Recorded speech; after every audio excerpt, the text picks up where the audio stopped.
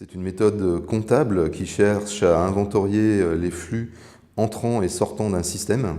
Le système étant censé caractériser un produit ou un service, ou même une organisation.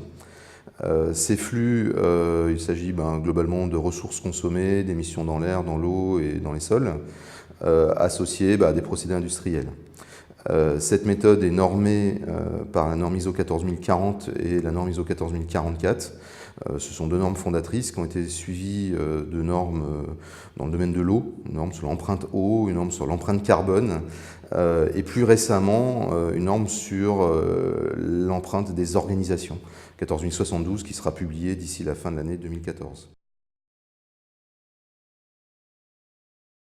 Cette pratique s'est développée depuis une vingtaine d'années et essentiellement dans les grands groupes pour, je dirais, élaborer des stratégies, des axes de recherche, des voies de communication ou même tout simplement pour connaître les impacts environnementaux des volontés de connaissance.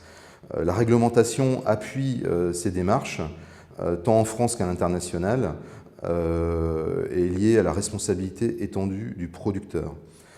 Cette réglementation s'est développée secteur par secteur parce qu'il était difficile de travailler sur l'ensemble des secteurs en une seule fois, et on la retrouve évidemment sur les déchets où aujourd'hui on a des taux minimums de valorisation qui ont été élaborés grâce à ces méthodes comptables, et on l'a vu aussi maintenant dans le domaine de l'automobile, des produits électriques et électroniques, et plus récemment une directive européenne sur l'éco-conception qui s'appelle ERP, Energy Related Products.